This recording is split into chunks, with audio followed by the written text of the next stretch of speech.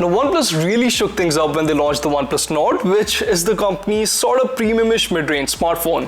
Now, for a while now, I have recommended this phone to pretty much anyone who has been in the market for a good-looking phone which performs great and has reasonably good cameras. People who basically don't care about the top-end specs, essentially. But since the launch of the Samsung Galaxy M51, I might have to seriously rethink my recommendations. Now, seeing how a lot of you guys were also wondering which of these two smartphones actually makes more sense for you to buy, I penned down the script, and in this video, I will be comparing the OnePlus Nord in depth to the Samsung Galaxy M51.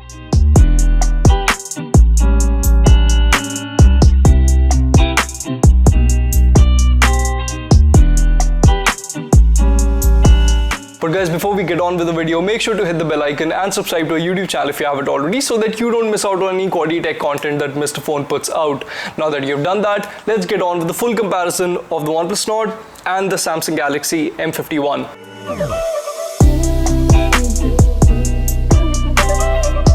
Okay, let's kick things off with the design of these two smartphones, and here the OnePlus Nord easily takes the cake when it comes to the looks of the phone, but you should also consider the Samsung Galaxy M51 in terms of design for reasons I'll talk more about in a second. But for now, you should know that the OnePlus Nord is undoubtedly better looking, not just from the M51 but from every other phone priced under Rs 30,000. Now this phone in this color is just a treat to the eyes, and every time I pick it up, I'm enamored by the handset's velvety finish and its eye-catchy blue hue. So if you want your phone to make a statement every single time you take it out of your pocket, the Nord is the way to go. Now, if you were hoping for the M51 to win this comparison, then don't worry, this phone doesn't look bad either. Obviously, it doesn't feel as premium to hold owing to its polycarbonate finish, whereas the Nord comes plastered with glass on both sides, but a fringe benefit of that is that this phone is going to be more durable over the longer run, especially if you use your phone without a case. Heck, I have dropped the M51 on concrete multiple times already, but the phone's chassis has held up strong. But back to my original point, this is a good looking phone too, even if it might not attract as many eyeballs. Clearly, you won't just be looking at these two phones from a distance, and you'll spend a considerable chunk of time holding these two phones, so their in-hand grip and weight is also of a very important note. Now, the M51 weighs 213 grams, which in comparison to the Nord's 184 grams is a lot more. But seeing how the Nord has a glass back and a sleeker edge, it also slips more and isn't as grippy as the M51. So in terms of comfort, both the phones have something going for them. So what about the ports, you might ask? Well, I'm glad you asked. Well, between these two phones, the M51 is just a clear winner here. Firstly, the phone comes with a 2+1 SIM card slot, meaning you can use two SIMs and a memory card with the phone at the same time. Now, the Nord unfortunately doesn't offer expandable storage, which is a bit of a bummer, but not as much as this. Yep, there is a headphone jack on the M51, but no headphone jack on the OnePlus Nord. Also, the M51's camera sits flush to its chassis, whereas the Nord's protrudes outwards quite a bit, making it wobble when placed on a flat surface. Now, the Nord does get an alert slider, which is really useful if you want to switch your sound profile on the fly, so it does get some points here, but in terms of functionality, I'm going to have to give it to the M51 here. So, while the Nord is undoubtedly the more stylish phone of these two, the M51 offers a more functional design.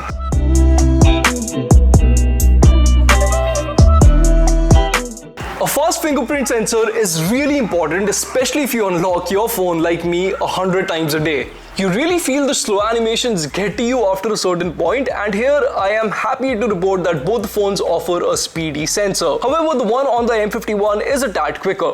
Now, this isn't surprising as the M51 comes with a side-mounted capacitive fingerprint sensor, whereas the Nord comes equipped with an in-display counterpart. So not only did I find the unit on the M51 to be more accurate, but also slightly quicker and a lot more convenient to use. Now, on the flip side, facial recognition was definitely quicker on the Nord. Now in daylight, you won't notice much difference, but the lesser the light, the more finicky the feature got on the M51, and I got much better success rate with the Nord in low light situations. Now as for haptics, well, I said this in the review of the M51 and I'll say it again. The OnePlus Nord has the best haptics under Rs 30,000, and the M51's loose, flabby motor cannot hold a candle to it. So if you type a lot of long emails or, like me, draft a bunch of scripts, you should seriously consider the Nord here.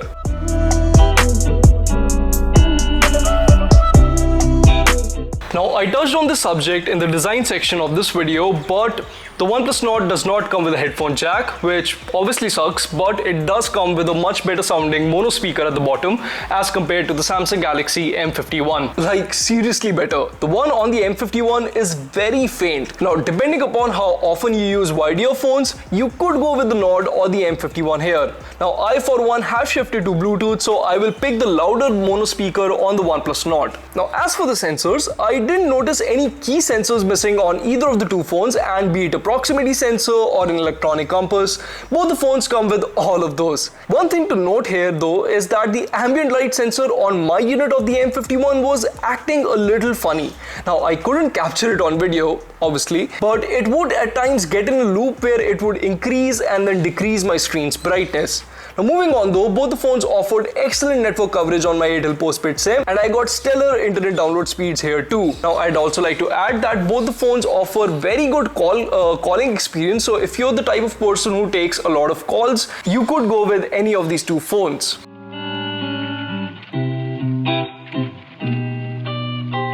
Now, I already know that this is going to be a very touchy subject for a lot of people, but let me just rip the band-aid out right now.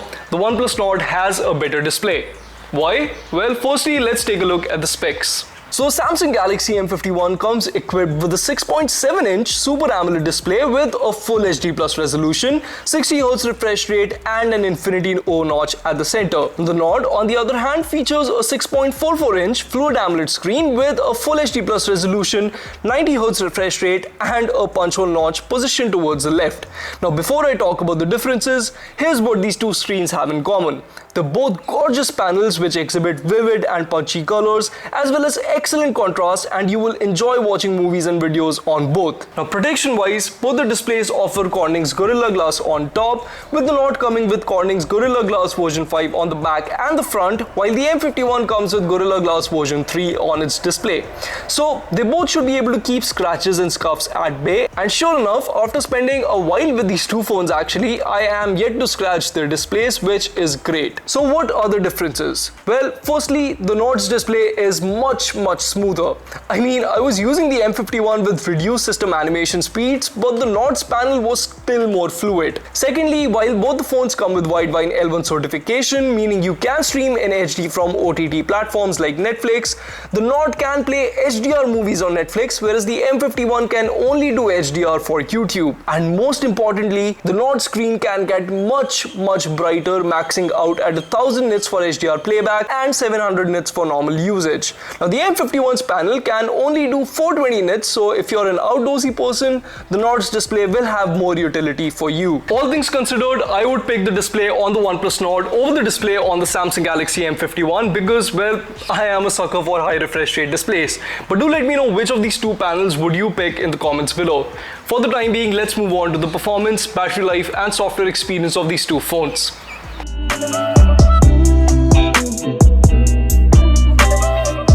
Okay, I won't beat around the bush at all. The OnePlus Nord with its Snapdragon 765G processor is just a faster phone when compared to the Samsung Galaxy M51, which comes with the Snapdragon 730G chipset.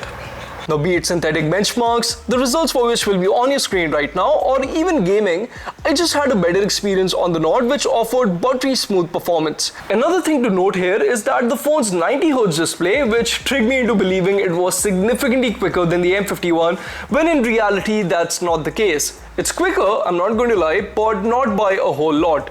Now, as for the M51, well, quite frankly, it's not a bad phone to use at all, and if you're a casual user, then chances are you will not feel a big difference when using one or the other.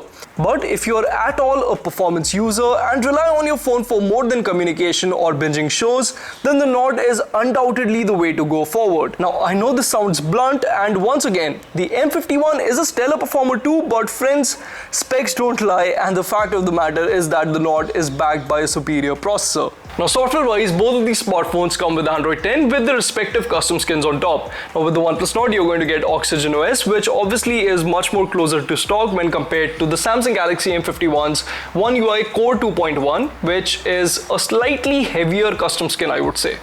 Now, I won't tell you which one is a better custom skin because I know that this is a very subjective topic. So what I will do instead is list out the essential features that you get with the custom skins. Now, since both the UIs are based on Android 10, you obviously get all the staple Android 10 features like navigational gestures and a dark mode here. Also, there are plenty of customization features on board the two phones too, but I feel OnePlus's approach is slightly better here. Now, furthermore, while both the handsets come with support for call recording and screen recording, you get a built-in app locker with the Nord, which is missing on the M51. Now, the M51 also comes with more bloatware to boot, however, most of it can be uninstalled, which is great. Oh, and lastly, both the smartphones come with support for Google's Project Treble and Cam2 API, meaning you can expect the handsets to receive speedy updates and have full support for Gcam port. As for the battery life, well, the M51's 7000 mAh cell lasted me around 10 hours of a single charge, and that's 10 hours of screen on time with apps like WhatsApp, Instagram, Snapchat and Teams constantly running in the background. The Nord's 4110 mAh cell does well for its size too and lasted me around 5 hours with the display set to 90Hz, but let's be honest, it's no M51. With that being said, the Nord charges much quicker thanks to its smaller battery and 30-watt charging, and I got a full charge in around an hour. Now, the M51 on the other hand took a little over 2 hours to refuel completely with the bundled 25-watt brick, which isn't all that bad to be honest with you. So, depending upon how often you want to charge your phone, you could go with one or the other, but I have to say, using the Samsung Galaxy M51 actually spoilt me, and I miss not having to charge my phone for over a day and still be okay with it and not have any sort of battery anxiety. If you are that kind of a person who does not want to stay tethered to the wall charger for a very long time, I'd say pick the M51. Or if you're okay with charging your phone every once in a while, the Nord is also not a bad option.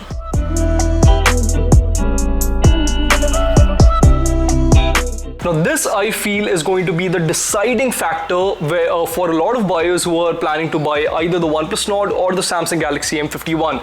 So before I start my camera comparison of these two phones, let's take a look at the specs. Starting with the OnePlus Nord, the smartphone comes with a 48 megapixel Sony IMX586 sensor at the back, which works alongside an 8 megapixel wide angle lens, a 5 megapixel depth lens and a 2 megapixel macro sensor.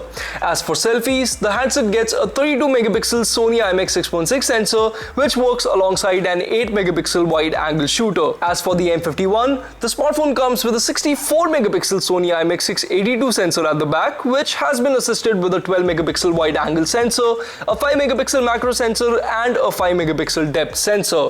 For selfies, the device gets a 32 megapixel Sony IMX616 sensor up front. So, which of these two smartphones takes better photos? Well, let's start with the daylight shots, and here I feel that the M51 has an edge over the Nord. Now, to be clear, the OnePlus Nord has excellent colors in all its daylight photos and it represents the scene as is, but that's about all there is to the phone's rear camera when pit against the M51 really. Now, take this daylight shot of my garden, and here you can tell that the M51's photo is overplaying the blues and the greens, but look at how well the phone has brought out the details from the shadows in the leaves of the trees all around my garden, which are, by the way, a dark mess in the Nord's photo.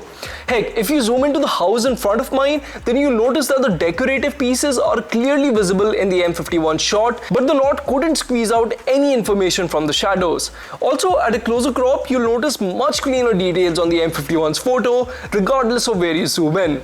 Oh, and one more thing, I noticed that under very bright situations, such as the one I've presented to you, the Nord's photo exhibited halo effect on some subjects in the frame, which can be seen if you look at the spherical lamppost at the edge of the gate. Now, the results were pretty much consistent in other shots too, and in this second wide shot, you'll see that firstly, the corner details are much better on the M51's photo, which is evident if you zoom into the purple shrubs at the edge of the frame. Also, the Nord struggled with properly exposing the sky too, and here you'll once again find the same halo effect I was talking about. Coming to the high-res shots, they are honestly a no-brainer, and every single image I took with the M51 was superior to the Nord shot in this category. Now, clearly the M51 64MP sensor is coming in clutch, which resolves a lot more details as compared to the Nord's 48 megapixel unit. Now in this shot on your screens, for instance, you'll find that the Galaxy M51 offered much superior details at a closer crop, which is evident if you zoom into the water tanker in the house adjacent to mine. Furthermore, I must tell you that this photo was clicked under very ideal conditions, in the sense that it was really bright outdoors, but still the Nord's photo has a lot of noise in it. I also like how the M51 shot resolved the color in the sky better, whereas the Nord struggled to do the same. So for high-res landscapes, the M51 is undoubtedly your guy. Now as for the wide-angle images, the M51 is a clear winner yet again. Here's the sample I took with the two phones, and in this you can pretty much zoom into any tree in the photo and they'll appear straight out of an oil painting on the Nord shot, but will have considerably higher details on the M51's photo. Again, this was clicked under ideal conditions, so I assume the Nord would struggle even more if there was lesser light to play with. As for the macro images, well, the results are in front of you, and as you can see, the image from the Galaxy M51 looks much cleaner, has better details and little to no graininess around the subject.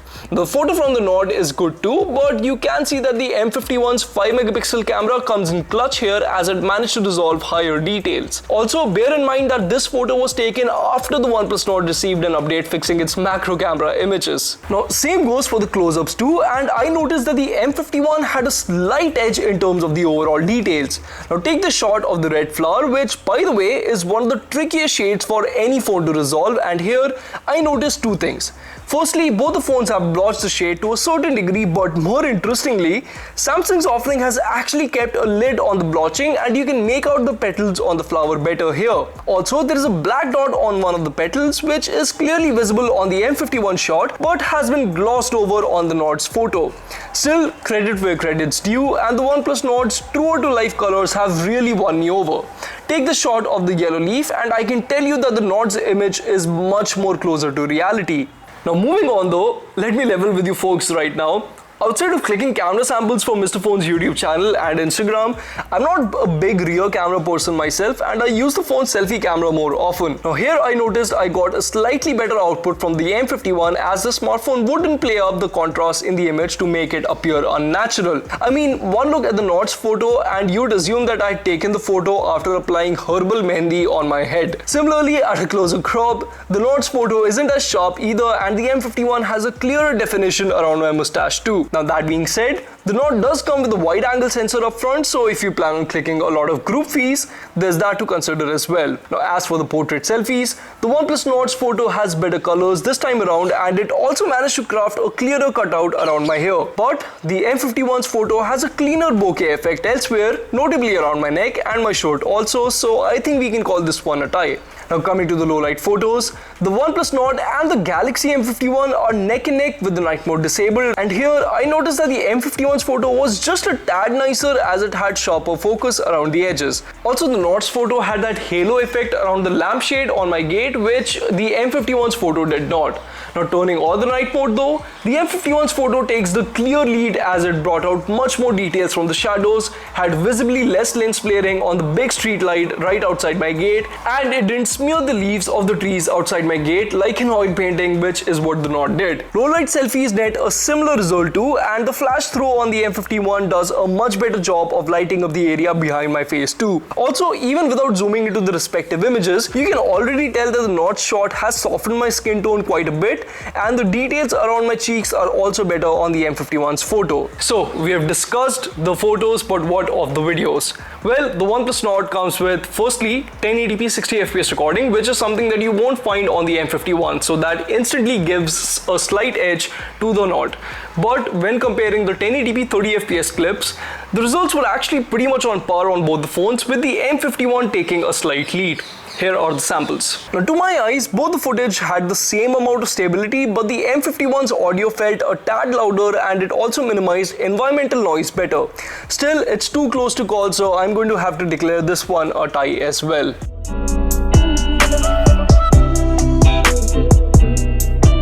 Now, when I started this comparison, I already knew that this would be a much closer call, contrary to popular belief, and it is. Now, for somebody like me who does not really click photos from the rear camera all that much and doesn't commute all that often, so the battery life is also not that big of a deal, the OnePlus Nord is an excellent buy. It offers pretty much everything that I like about OnePlus phones, but in a much more affordable package.